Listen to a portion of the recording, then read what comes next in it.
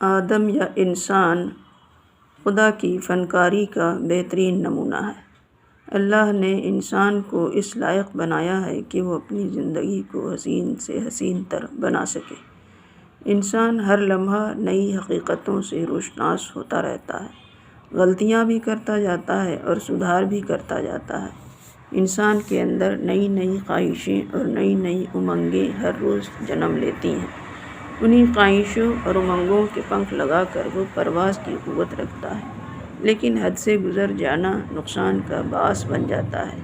اس لیے ایک حد ضروری ہے اور حد کے لیے تربیت ضروری ہے۔ یہ کہنا بھی غلط نہیں کہ غلطیوں سے انسان کی اصلاح ہوتی ہے، اسے تجربہ حاصل ہوتا ہے۔ اس لیے ہم کہہ سکتے ہیں کہ انسان خود اپنی زندگی کا معمار ہے۔ اس لیے لازمی ہے خود کی پہچان۔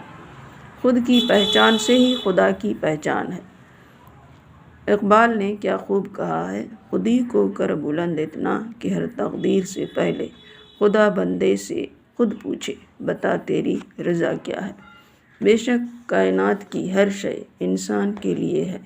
انسان کی اہمیت بہت ہے کائنات میں، کیونکہ وہ اشرف المخلوقات ہے، تو اس کا عمل بھی ویسا ہی ہونا چاہیے۔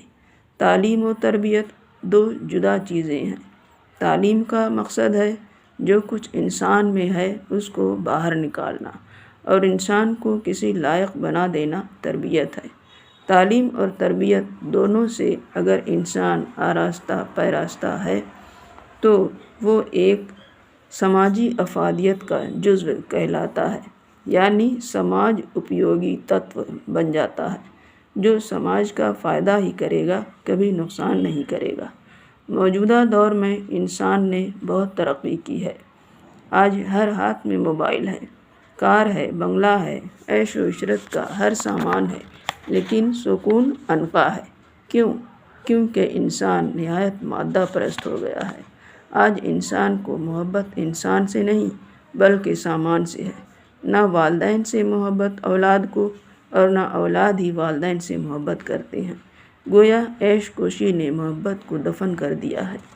آج ہر زندگی کرا رہی ہے، دنیا میں درد اور آہ و فغاں کے سوا کچھ نظر نہیں آتا۔ ہم اخلاقیات کو موضوعی مانیں یا معروضی، لازم ہے کہ معاشرتی سطح پر کسی نظام اخلاق پر اتفاق پیدا کیا جائے۔ اس کے بغیر کوئی اجتماعیت قائم نہیں ہو سکتی، نہ کوئی معاشی نظام بن سکتا ہے اور نہ سیاسی نظام وجود میں آ سکتا ہے۔ قانون کی بنیاد بھی کسی نہ کسی نظام اخلاق پر ہوتی ہے۔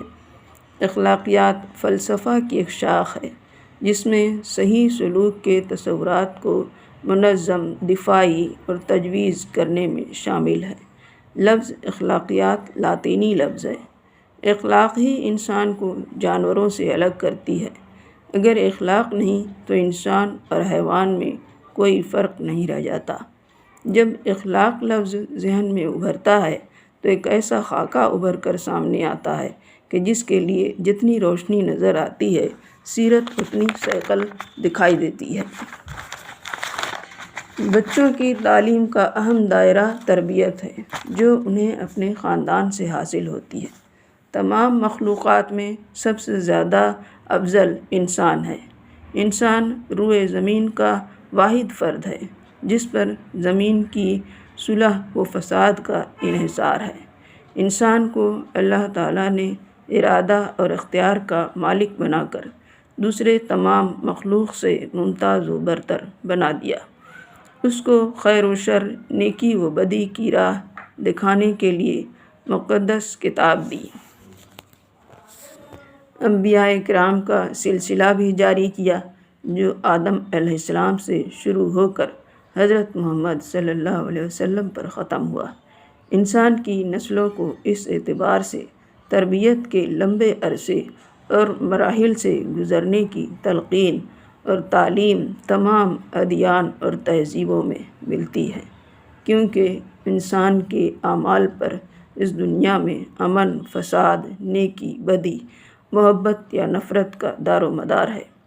انسان کے لیے اللہ کی طرف سے ازلی اور ابدی سلسلہ ہدایت کی آخری کڑی ہے۔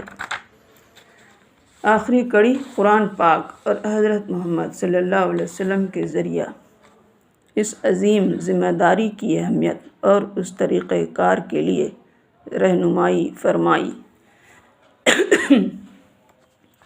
کہ انسان کس طرح اپنی آنے والی نسلوں کو خود ان کے لیے اور تمام انسانیت کے لیے مفید اور باعث خیر بنائے۔ اس سلسلہ میں اسلامی تعلیمات پر ایک سرسری نظر بھی ڈالیں تو سمجھ میں آتا ہے کہ نئی نسل کی پرورش اور تربیت اور تعلیم کے لیے رب کائنات نے اپنے بندوں کو کتنا آمادہ کیا ہے۔ بعض علماء نے اس لطیف نکتہ کی طرف اشارہ کیا ہے کہ قرآنی تعلیمات کی روح سے تو بچہ سے عالم وجود میں آنے سے پہلے ہی اللہ نے اس عظیم الشان فریضہ کی ادائیگی کے اہتمام کی تلقین فرمائی ہے۔ حضرت ایوب علیہ السلام، حضرت یعقوب علیہ السلام، حضرت ابراہیم علیہ السلام جیسے جلیل القدر انبیاء سے اس سلسلہ میں جو دعائیں منقول ہیں اس میں یہ تلقین کی گئی ہے کہ صرف اولاد کی دعا نہ مانگیں بلکہ نیک قلب، سلیم، عظیم و حلیم کی دعا مانگیں۔ عام مومنین کو دعا مانگنے کی تلقین کی گئی ہے۔ اگر آج ہم اپنے معاشرہ اور قوم کو دیکھتے ہیں تو ہمیں افسوس ہوتا ہے کہ ہم نے اپنی نئی نسل کی تعلیم و تربیت اور اصلاح کا کام کسے سونپ رکھا ہے۔ آج ماؤں کی معلومات و مشغولیات کیا ہیں؟ خود انہیں دین اور اپنی ذمہ داری کا کتنا شعور ہے؟ گھروں میں ٹی وی، کیبل، لیپ ٹاپ، ٹیب اور موبائل کی بدولت کیا ماحول ہے؟ اسکولوں میں استاد اور استانیوں کے حالات اور نصاب کا کیا حال ہے؟ اور سب سے بڑھ کر معاشرہ میں شیطانی طاقتوں، بے حیائی، بدتمیزی، بے ادبی، آزاری اور بے انصافی کا کیا ماحول ہے؟ اب ایسے ماحول میں اگر بویا ببول تو آم کہاں سے پائیں گے؟ اس کے علاوہ ہم کس نتیجہ کے مستحق ہیں؟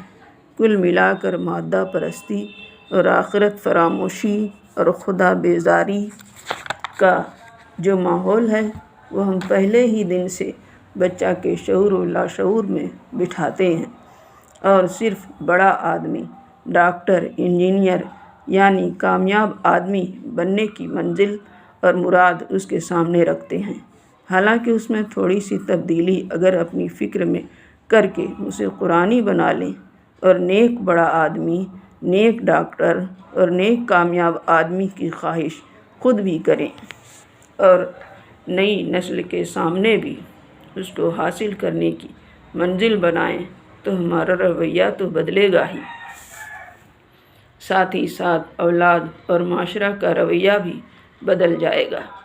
آج نسلوں کے درمیان فاصلہ یعنی جنریشن گیپ کا جو مسئلہ ہے وہ بخوبی حل ہو سکے گا۔ یہ مسئلہ جتنا اہم ہے اس کے تقاضے بھی اتنے ہی سنگین ہیں اور ہمارے اولین ترجیح میں شامل ہونے ضروری ہیں۔ آج کل دنیا بھر میں جو فکری، اخلاقی اعمال گمراہی عام ہے اس کے باعث کام دن بدن مشکل ہوتا جا رہا ہے۔ نتیجہ یہ کہ آج کی تہذیب آزادی اور کامیابی کے نام پر جو بے لگامی، بدتمیزی اور اخلاق و اصول کی پامالی کا سبق دن رات پڑھا رہی ہے، اس کے خطرناک اور تکلیف دہ نتائج بھی ہم کو ہی بھگتنے ہوتے ہیں۔ اس لیے توجہ طلب ہے کہ بچہ کو دنیاوی علوم کے ساتھ ساتھ دینیات، ایمانیات، نماز، اسلامی تاریخ، اسلامی تہذیب، علوم و فنون، اپنی زبان عربی، اردو، اسلامی ادب، اسلامی معلومات وغیرہ سے آگاہ کریں۔